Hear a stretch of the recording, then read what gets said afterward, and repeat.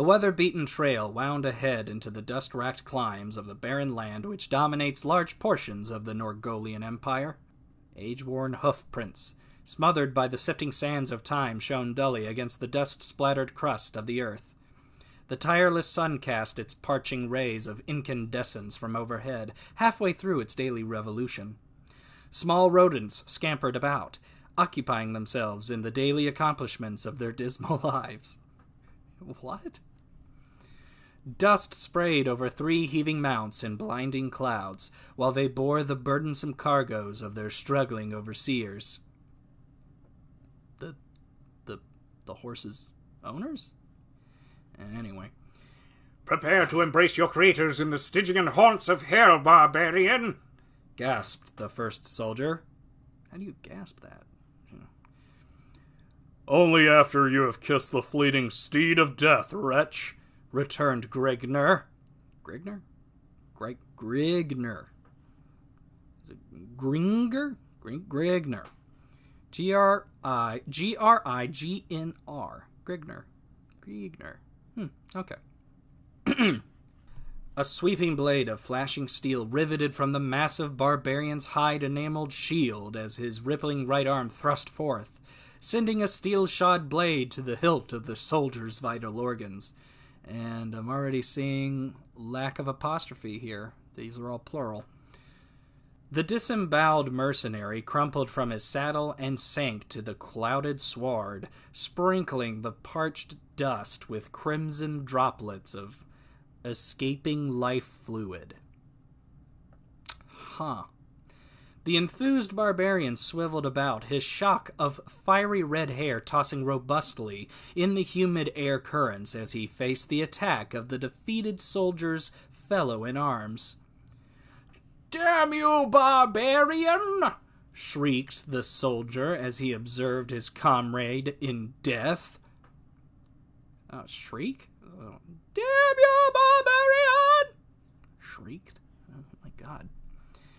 A gleaming scimitar smote a heavy blow against the renegade's spiked helmet, bringing a heavy cloud over the accordion's misting brain. Shaking off the effects of the pounding blow to his head, Grignr brought down his scarlet-streaked edge against the soldier's crudely forged hauberk, clanging harmlessly to the left side of his opponent. The soldier's steed whinnied as he directed the horse back from the driving blade of the barbarian. Grignr leashed his mount forward as the hoarsely piercing battle cry of his wilderness-bred race resounded from his grinding lungs. God, these are just... There's too many commas, and then there's no commas. A twirling blade bounced harmlessly from the mighty thief's buckler as his rolling right arm cleft upward, sending a foot of blinding steel ripping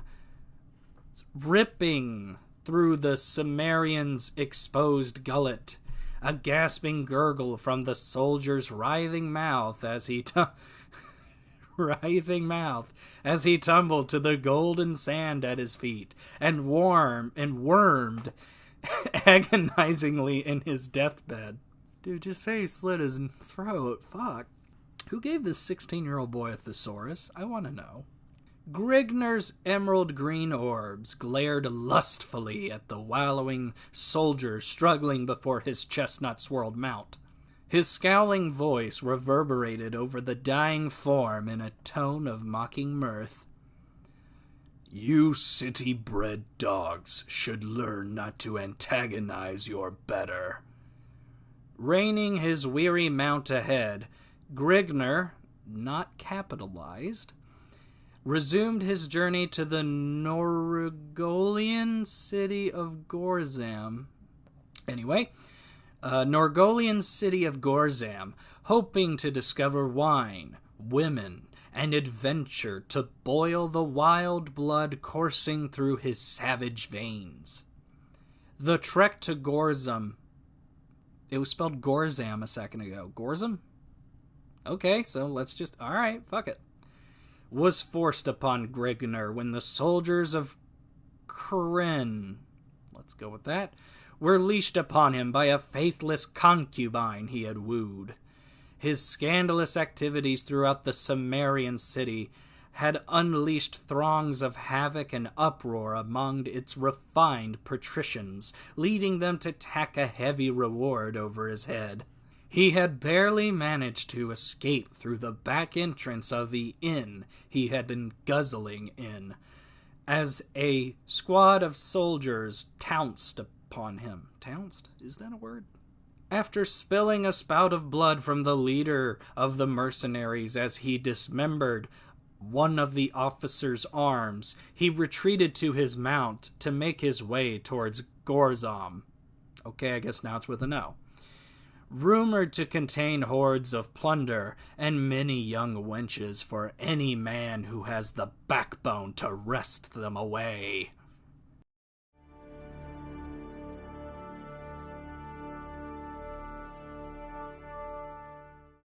Arriving after dusk in Gorzom, Grignr, not capitalized, descended down a dismal alley, reining his horse before a beaten tavern. The red-haired is one word? Giant strode into the dimly lit hostelry, reeking of foul odors and cheap wine. The air was heavy with chalking fumes. Chalking. Chockking. I'm going to assume he meant choking. With choking fumes spewing from smoldering torches, one word, encased within Thedan's earthen-packed walls. Who is Thedan? Tables were clustered with groups of drunken thieves and cutthroats tossing dice or making love to willing prostitutes. So it's a party at Sean Penn's. All right, there we go. Eyeing a slender female crouched alone at a nearby bench, Grignr advanced, wishing to wholesomely occupy his time. The flickering torches cast weird shafts of luminescence, dancing over the half-naked harlot of his choice. Her stringy, orchid twines of hair swaying gracefully over the lithe, opaque nose as she raised a half-drained mug to her pale red lips. Glancing upward, the alluring complexion noted the stalwart giant as he rapidly approached. A faint glimmer sparked from the pair of deep blue ovals of the amorous female as she motioned toward Grignr, enticing him to join her. The barbarian seated himself upon a stool at the wench's side. Wenches is not possessive, it's plural, so okay. Exposing his body, naked, save for a loincloth brandishing a long steel broadsword, an iron-spiraled battle helmet, and a thick leather sandals, to her unobstructed view. What? So he's not naked, and he has a thick leather sandals. Fuck it, whatever. This is written by a 16-year-old. Thou hast need to occupy your time, barbarian? Questioned the female? Why is a question mark there? God. Only if something worth offering is within my reach, stated Grignr, as his hands crept to embrace the tempting female, who welcomed them with open willingness. From where do you come, barbarian? And by what are you called? Wow, that is beautiful, gasped the complying wench as Grignr smoothed her lips with the blazing touch of his flaming mouth. Oh, God. Oh, God. The engrossed Titan ignored the queries of the inquisitive female, pulling her towards him and crushing her sagging nipples to his yearning chest. Without struggle, she gave in, winding her soft arms around the harshly bronzed hide, one word, of Grignr corded shoulder blades. Oh, that was supposed to be possessive, but he didn't write anything for it.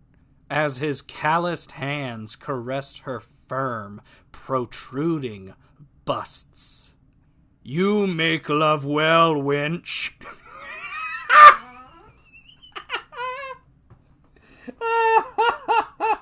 Oh, God. Fellas. Anybody out there that's got a sexual partner, try that one. Just try it. See where it gets you. Sorry.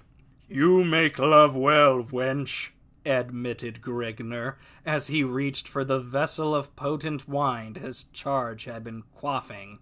A flying foot caught the mug Grignr had taken hold of, sending its blood-red contents sloshing over a flickering crescent, leashing tongues of bright orange flame to the foot-trodden floor. "Remove yourself, Sirrah." Who's Sirrah? Sir? Sir? God damn it. We'll try. "Remove yourself, Sirrah. The wench belongs to me," blabbered a drunken soldier, too far consumed by the influences of his virile brew to take note of the superior size of his adversary. We've all been there. Grignr lithely bounded from the startled female. Okay, now he's out. His face lit up to an ashen red ferocity, and eyes locked in a searing feral blaze toward the swaying soldier. "To hell with you, braggart!" bellowed the angered Ecordian as he hefted his finely honed broadsword. The staggering soldier clumsily reached toward the pommel of his dangling sword, but before his hands ever touched the oaken hilt, a silvered flash was slicing the heavy air. The thews of the savages lashing right... Oh, he meant possessive. Wrote it as plural. Again. The thews of the savage's lashing right arm bulged from the glistening bronzed hide, this time 2 words, as his blade bit deeply into the soldier's neck, not possessive, plural, lopping off the confused head of his senseless tormentor. With a nauseating thud, the severed oval... Oval? Just say head. It's a fucking head. Jesus. With a nauseating thud, the severed oval toppled to the floor as the segregated torso. As the... Jesus, this is going to be tough. As the segregated torso of Grignr's bovine antagonist swayed, then collapsed in a pool of swirled crimson. In the confusion, the soldiers' fellows confronted Grignr with unsheathed cutlasses directed toward the latter's, not possessive, plural, toward the latter's scowling makeup. "The slut should have picked his quarry more carefully," roared the victor in a mocking baritone growl, as he wiped his dripping blade on the prostrate form and returned it to its scabbard. So he called the drunkard the slut, not the prostitute. Interesting. "The fool should have shown more prudence. However, you shall rue your actions while rotting in the pits," stated one of the sprawled soldier's comrades, which is good, because he used possessive this time. Grignr's hand began to remove his blade from its leather housing, and he used its correctly for this context, but retarded but retarded the motion in face of the blades waving before his face. "Dismiss your hand from the hilt, barbarian." What? Barbarian. Oh god, he didn't even say barbarian right. He said barbarian. Barbarian. Barbarian. I like it. Fuck me. Alright. "Dismiss your hand from the hilt, barbarian, or you shall find a foot of steel sheathed in your gizzard." Grignr weighed his position, observing his plight, whereupon he took the soldier's advice as the only logical choice. To attempt to hack his way from his present predicament could only warrant certain death. He was of no mind to bring upon his own demise if an alternate path presented itself. The will to necessitate his life forced him to yield to the superior force in hopes of a moment of carelessness later, upon the part of his captors, in which he could effect a more plausible means of escape. You wrote a paragraph saying the same thing. No shit. "You may steady your arms. I will go without a struggle." Your decision is a wise one, yet perhaps you would have been better off had you forced death. The soldier's mouth wrinkled to a sadistic grin of knowing mirth as he prodded his prisoner with his sword point. After an indiscriminate period of marching through slinky alleyways... Okay, I like that he's been so specific, but now he's like, fuck it, you do the math. And dim, moonlighted streets, the procession confronted a massive seraglio. Seraglio? I'm not familiar with it, but I think it means context clues. Tells me it's a palace. The palace area was surrounded by an iron grating with a lush garden upon all sides. The group was admitted through the gilded gateway, and Grignr was led along... Led along is one word? A stone pathway bordered by plush vegetation lustfully enhanced by the moon's shimmering rays. Upon reaching the palace, the group was granted entrance, and after several minutes of explanation, led through the several winding corridors to a richly draped chamber. Confronting the group was a short, stocky man seated upon a golden throne. Upon is one word. Tapestries of richly draped regal blue silk covered all walls of the chamber, while the steps leading to the throne were plated with sparkling white ivory. The man upon the throne had a naked wench seated at each of his arms, and a trusted advisor seated in back of him. At which Whoa, what the fuck is that word? Oh, he meant to say corner, but he wrote cornwer, because the W is right next to the E, so. At each corner of the chamber, a guard stood at attention, with upraised pikes supported in their hands, golden chainmail adorning their torsos, and barred helmets emitting scarlet plumes enshrouding their heads. God damn it, kid. Fucking just get to the point. You're not that smart. The man rose from his throne to the dais surrounding it. His plush turquoise robe dangled loosely from his chunky frame. And that's chunky spelled C-H-U-N-C-K-Y.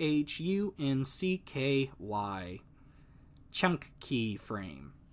The soldiers surrounding Grignr fell to their knees with heads bowed to the stone masonry of the floor in fearful dignity to their sovereign liege. And, you put a comma in the wrong place. To their sovereign liege. "Explain the purpose of this intrusion upon my chateau." Your Serenity, spelled wrong. Resplendent in noble grandeur, we have brought this yokel before you.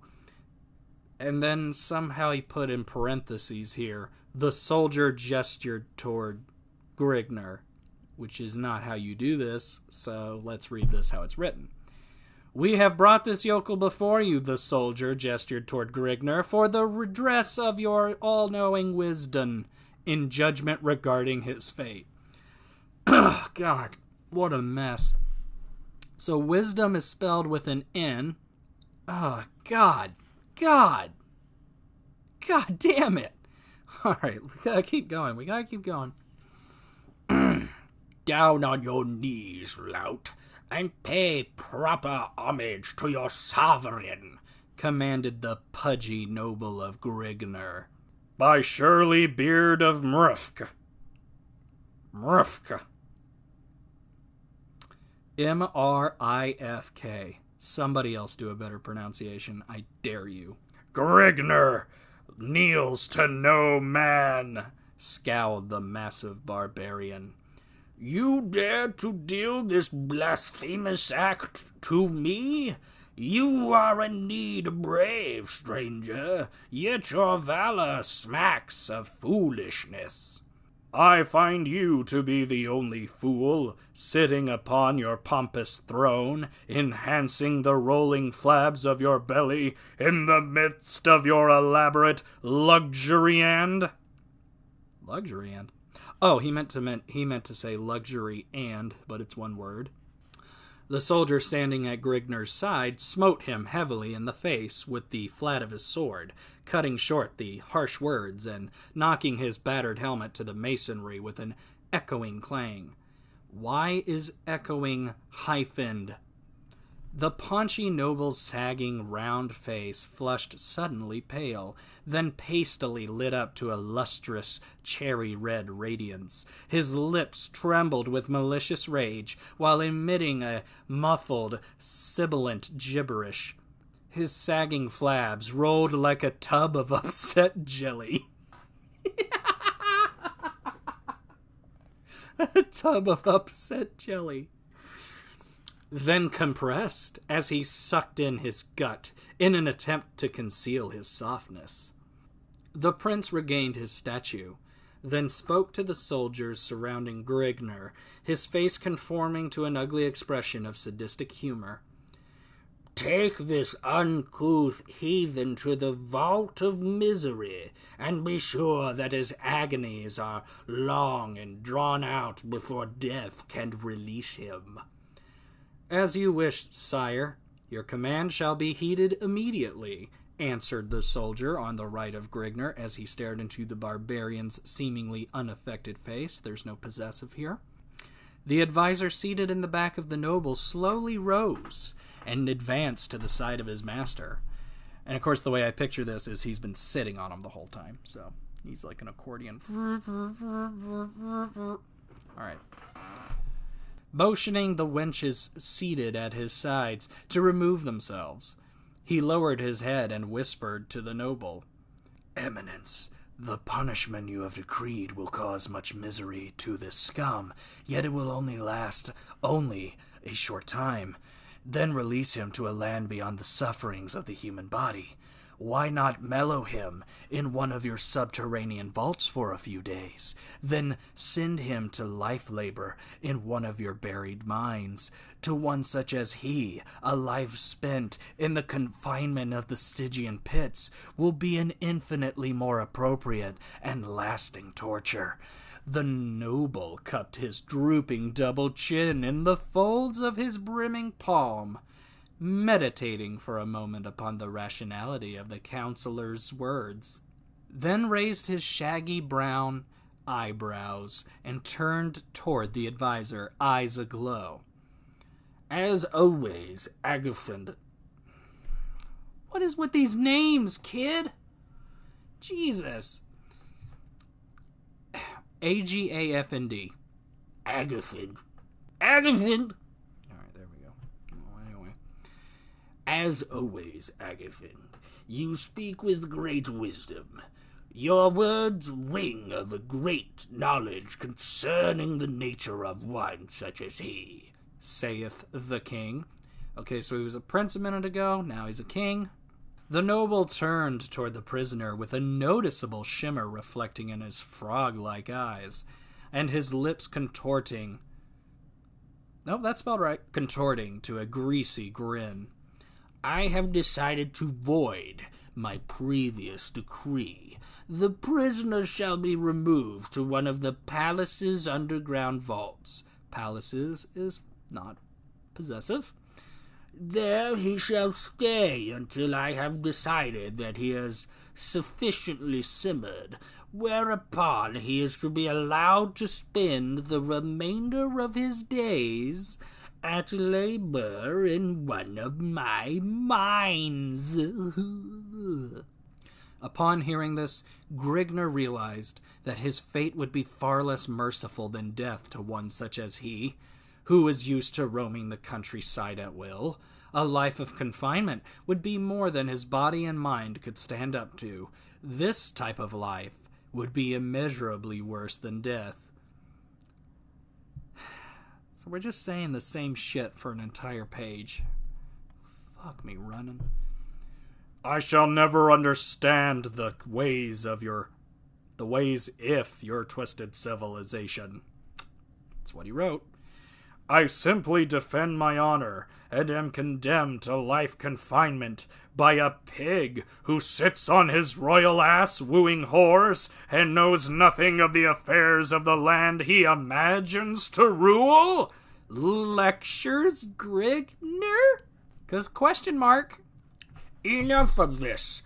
Away with the slut before I lose my control. Slut? Seeing the peril of his position, Grignr searched for an opening. Crushing Prudence to the sward, he plowed into the soldier at his left arm, taking hold of his sword, and bounding to the Diaz, supporting the prince before the startled guards could regain their composure. Agaphim leaped Grignr and his sire, but found a sword blade permeating the length of his ribs before he could loosen. Okay, kid, fucking what? Here we go. Permeating the length of his ribs before he could loosed his weapon. Loosed. The counselor slumped to his knees as Grignr slid his crimsoned blade from Agaphim's ribcage. Agaphim is spelled wrong. Even the kid didn't fucking... Alright. The fat prince stood undulating in insurmountable fear before the edge of the fiery manned comet, his flabs of jellied blubber pulsating to and fro in ripples of flowing terror. We get it, he's fat. We fucking get it, he's fat. But Jesus Christ, is he just moving all the time? Oh, God. Oh, God. Where is your wisdom and power now, your majesty? Fuck me, run. Majesty is spelled with a G and a J. Magjesty. The prince went rigid as Grignr discerned him glazing over his shoulder. He swiveled to note the cause of the noble's attention, raised his sword over his head, and prepared to leash a vicious downward cleft, but fell short as the haft of a steel-rimmed pike clashed against his unguarded skull. Then blackness and solitude.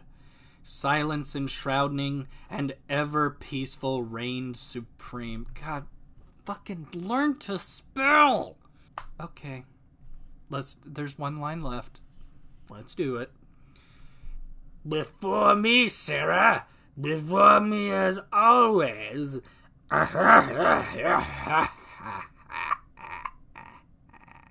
Oh, you even did a little fade out. Nobly cackled.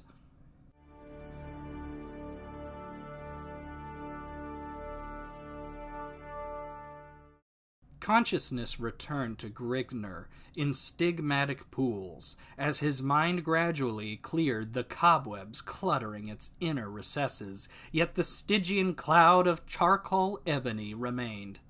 An incompatible shield of blackness, enhanced by the bleak absence of sound. We get it. He doesn't know where he is. Grignr's muddled brain reeled from the shock of the blow he had received to the base of his skull. The events leading to his predicament were slow to filter back to him. He dickered with the notion that he was dead, and had descended, or sunk, however it may be, to the shadowed land beyond the aperture of the grave, but rejected this hypothesis when his memory sifted back within his grips. This was not the land of the dead. It was something infinitely more precarious than anything the grave could offer.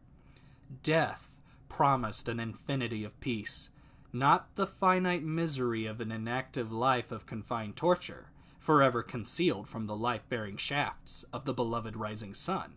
The orb that had been before taken for granted, yet now cherished above all else.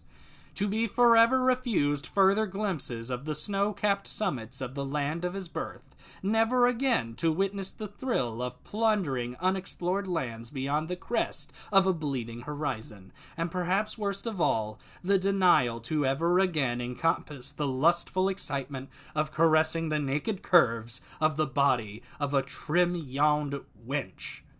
That's right, I don't get to see the sun, and I don't get to fuck.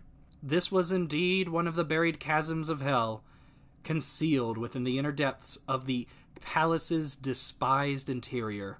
A fearful, ebony chamber devised to drive to the brinks of insanity the minds of the unfortunately condemned, through the inapt solitude of a limbo of listless, dreary silence.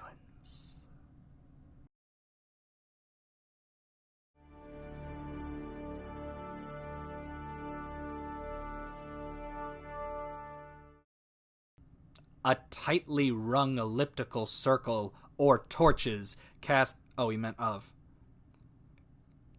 their wavering shafts, prancing morbidly over the smooth surface of a rectangular, rigid altar.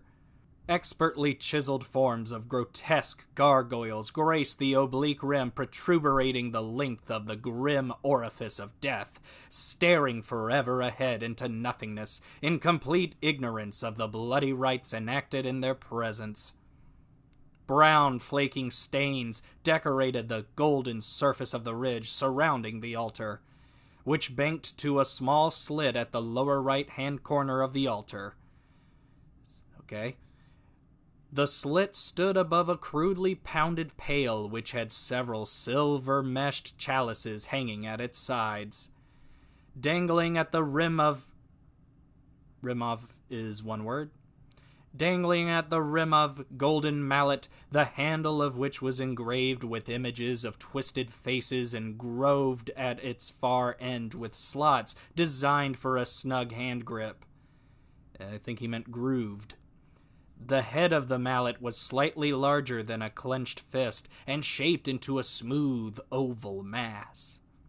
Encircling the marble altar was a congregation of leering shaman. Shaman? I think that's right. Eerie chants of a bygone age, originating unknown eons before the memory of man, were being uttered from the buried recesses of the acolyte's deep lungs. Oh, he didn't say lungs, he said lings. Lings! Orange paint was smeared in generous globules over the tops of the... He wrote the THW. Of the priests' wrinkled, shaven scalps, while golden rings projected from the lobes of their pink ears. Ornate robes of luscious... Did you mean luscious, kid? I think you meant luscious. Ornate robes of luscious purple satin enclosed their bulging torsos, attached around their waists with silvered silk lashes latched with ebony buckles in the shape of morose, misshapen skulls. Dangling around their necks were oval-fashioned medallions, held by thin gold chains, featuring in their centers blood-red rubies which resembled crimson fetish eyeballs. Cushioning their bare feet were plush, red felt slippers with pointed golden spikes projecting from their tips. Situated in front of the altar and directly adjacent to the copper pail was a massive jade idol, a misshaped, hideous bust of the shaman's pagan deity. The shimmering gold idol was placed in a sitting posture on an ornately carved golden throne raised upon a round divory? God damn, did you mean ivory? Ugh. Divory plated dais. Its bulging arms and webbed hands resting on the padded arms of the seat. Its head was entwined in golden snake-like coils hanging over its oblong ears, which tapered off to thin, hollow points. Its nose was a bulging triangular mass, sunken in at its sides with toe-gaping nostrils. I think you meant two. Dramatic beneath the nostrils was a twisted, shaggy-lipped mouth giving the impression of a slavering, sadistic grimace. At the foot of the heathen deity, a slender, paled-faced female, naked but for a golden jeweled harness enshrouding her huge outcropping breasts, supporting long silver laces which extended to her thigh, stood before the pearl-white field with noticeable shivers traveling up and down the length of her exquisitely molded body. Her delicate lips trembled beneath soft, narrow hands as she attempted to conceal herself from the piercing stare of the ambivalent idol. We get it, she's hot. Glaring directly down toward her was the stony, cycloptic face of the bloated deity. Why is everything evil fat? I just don't get it. Gaping from its single oblong socket was scintillating, many-faceted scarlet emerald. Wow, how did you write that? Many-faceted scarlet emerald. Ugh. A brilliant gem seeming to possess a life all its own. A priceless, gleaming stone capable of domineering the wealth of conquering empires. The Eye of Argon. Roll credits. I wish.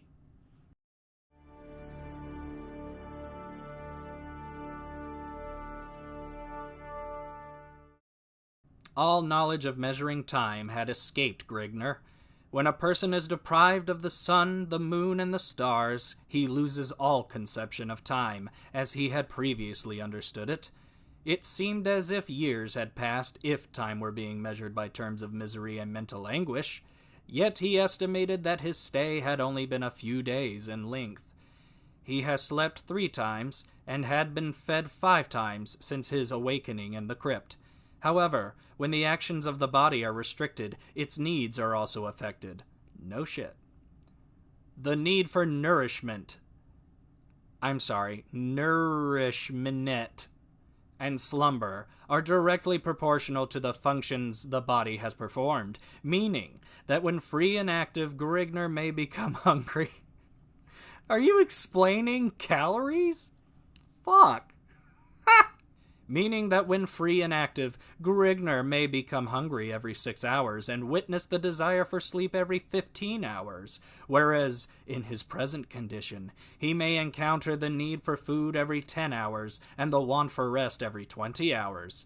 All methods he had before depended on were extinct in the dismal pit. Hence, he may have been imprisoned for 10 minutes, or 10 years. He did not know, resulting in a disheartened emotion deep within his being. Wait a minute, he just said he figured he's been in there for a few days. Alright, we're still going. The food, if you can honor the moldering lumps of fetid mush to that extent, was borne to him by 2 guards who opened a portal at the top of his enclosure and shoved it to him in wooden bowls, retrieving the food and water bowls from his previous meal at the same time, after which they threw back the bolts on the iron latch and returned to their other duties.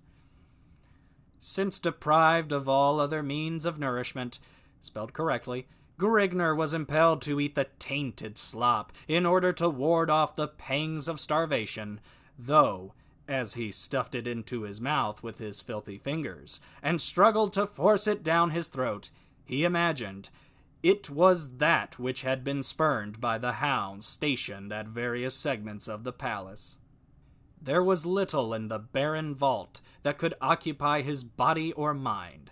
He had paced out the length and width of the enclosure time and time again, and tested every granite slab which consisted the walls of the prison in hopes of finding a hidden passage to freedom, all of which was to no avail, other than to keep him busy and distract his mind from wandering to thoughts of what he believed was his future.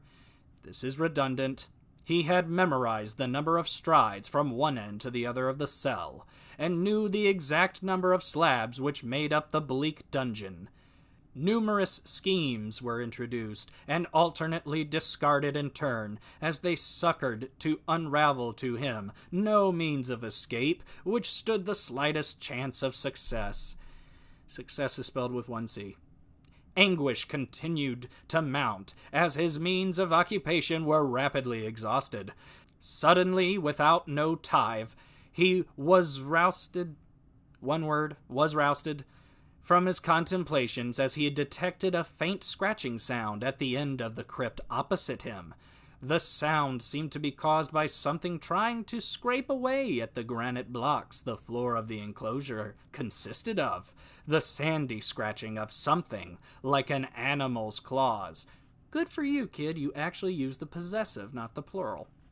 Grignr gradually groped his way to the other end of the vault, carefully feeling his way along with his hands ahead of him, when a few inches from the wall, a loud, penetrating squeal and the scampering of small padded feet reverberated from the walls of the roughly hewn chamber.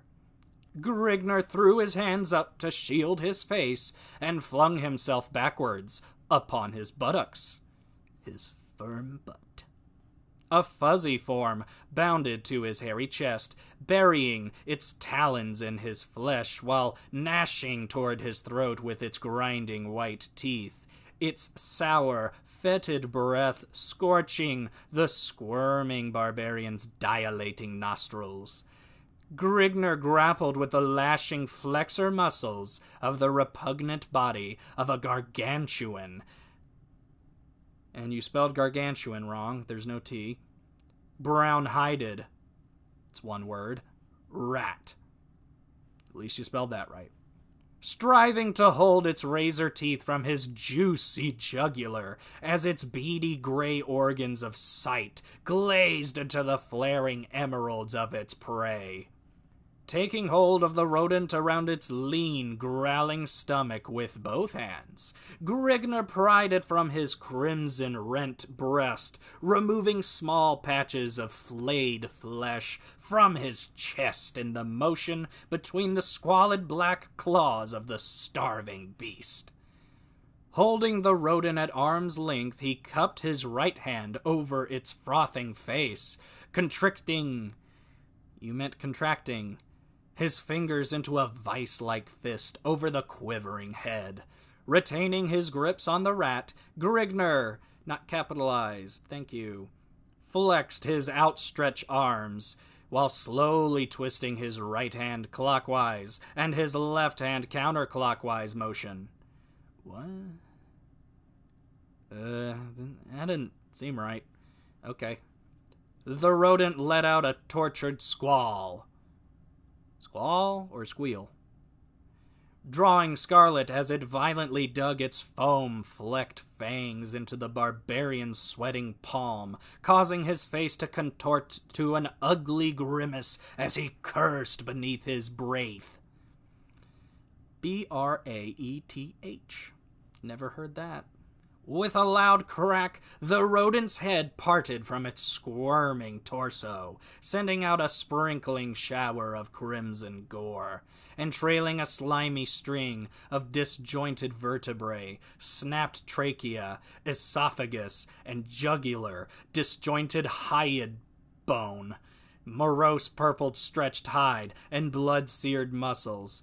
So he went from a thesaurus to the Gray's Anatomy. All right, well, at least he's doing some research. Flinging the broken body to the floor, Grignr shook his blood-streaked hands and wiped them against his thigh until dry, then wiped the blood that had showered his face and from his eyes. Again, sitting himself upon the jagged floor, he prepared to once more revamp his glum meditations. He told himself that as long as he still breathed the gust of life through his lungs, hope was not lost. He told himself this, but found it hard to comprehend in his gloomy surroundings. Yet he was still alive, his bulging sinews at their peak of marvel, his struggling mind floating in a myriad of impressed excellence of thought. Plot after plot sifted through his mind in energetic contemplations. Then it hit him. Minutes may have passed in silent thought or days. He could not tell. But he stumbled at last upon a plan that he considered as holding a slight margin of plausibility. Fuck it might work. Oh, here we go. He might die in the attempt, but he knew he would not submit without a final, bloody struggle. It was not a foolproof plan, yet it built up a store of renewed vortex energy in his overwrought soul. Overwrought soul is one word. Though he might perish in the execution of the escape, he would still be escaping the life of an infinite torture in store for him. For him is one word. Either way, he would still cheat the gloating prince of the succored revenge his sadistic mind craved so dearly. That was a paragraph saying the same thing. Kid, you are not Stephen King. You are not being paid by the word. The guards would soon come to bear him off to the prince's buried mines of dread, giving him the sought-after opportunity to execute his newly formulated plan.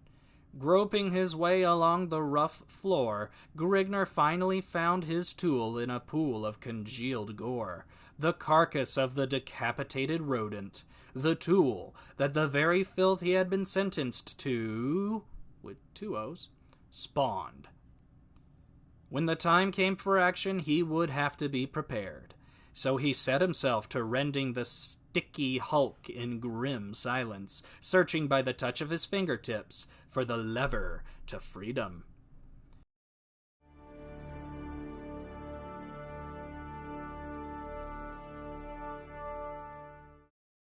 Up to the altar, and be done with it, wench!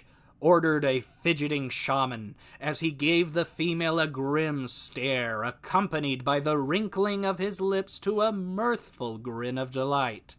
The girl bust into a slow, steady whimper, stooping shakily to her knees and cringing woefully from the priest, with both arms wound snake-like around the bulging jade.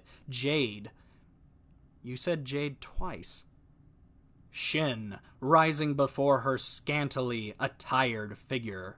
Her face was redly inflamed from the salty flow of tears spouting from her glassy, dilated eyeballs. With short, heavy footfalls, with 1 L, the priest approached the female, his piercing stare never wavering from her quivering young countenance. Halting before the terrified girl, he projected his arm outward and motioned her to arise with an upward movement of his hand. The girl's whimpering increased slightly, and she sunk closer to the floor rather than arising. The flickering torches outlined her trim build with a weird, ornate glow, as it cast a ghostly shadow dancing in horrid waves of splendor over smoothly worn whiteness of the marble-hewn altar. Whew, that's, you read a lot of Poe, don't you? The shaman's lips curled back farther, exposing a set of blackened, decaying molars, which transformed his slovenly grin into a wide, greasy arc of sadistic mirth, and alternately interposed into the female a strong sensation of stomach-curdling nausea. Have it as you will, female, gloated the enhanced priest as he bent over at the waist, projecting his ape-like arms forward, and clasped the female's slender arms with his hairy, round fists. With an inward surge of his biceps, he harshly jerked the trembling girl to her feet and smothered her salty, wet cheeks with the moldy touch of his decrepit, dull, red lips. The vile stench of the shaman's hot, fetid breath overcame the nauseated female with a deep, soul-searing sickness. God, you just love alliteration. Causing her to retch her head backwards and regurgitate a slimy, orange-white stream of swelling gore over the richly woven purple robe of the enthused acolyte. The priest's lips trembled with a malicious rage as he removed his callous paws from the girl's arms and replaced them with tightly around her undulating neck, shaking her violently to and fro. Replace them with tightly? Tightly what? The girl gasped, a tortured groan from her clamped lungs, her sea-blue eyes bulging forth from damp sockets. Cocking her right foot backwards, she leashed it desperately outwards with the strength of a demon possessed, lodging her sandaled foot squarely between the shaman's testicles. The startled priest released his crushing grip, crimping his body over at the waist, overlooking his recessed belly, wide open in a deep chasm. His face flushed to a rose-red shade of crimson, eyelids fluttering wide with eyeballs protruding blindly outwards from their sockets to their outmost perimeters, while his lips quivered wildly about allowing an agonized wallow to gust forth as his breath billowed from burning lungs. Just say he fucking screamed. His hands reached out, clutching his urinary gland, as his knees wobbled rapidly about for a few seconds, then buckled, causing the ruptured shaman to collapse in an egg-huddled mass to the granite pavement, rolling helplessly about in his agony. The pathetic screeches of the shaman, groveling in dejected misery upon the hand-hewn, granite-laid pavement, worn smooth by countless hours of arduous sweat and toil. Which, why is that a detail? We get it. Did you want to mention the workers? A welter of ichor, oozing through his clenched hands, attracted the perturbed attention of his comrades from their fetid ulations. I don't know if that's right, but okay. The actions of this rebellious wench bespoke the credence of an unheard-of sacrilege. Never before in a lost maze of untold eons had a chosen one dared to demonstrate such blasphemy in the face of the cult's idolic deity.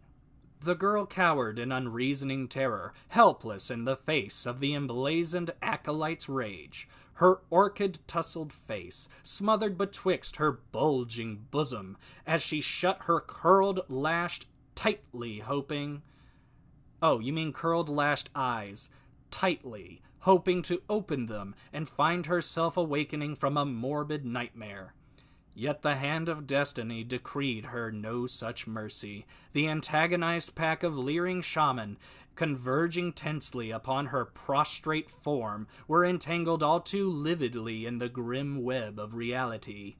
Shuddering from the clammy touch of the shaman as they grappled with her supple form, hands wrenching at her slender arms and legs in all directions, her bare body being molested in the midst of a labyrinth of orange smudges, purple satin, and mangled skulls, shadowed in an eerie crimson glow. Her confused head reeled, then clouded in a mist of enshrouding ebony as she lapsed beneath the protective sheet of unconsciousness to a land peach and resign.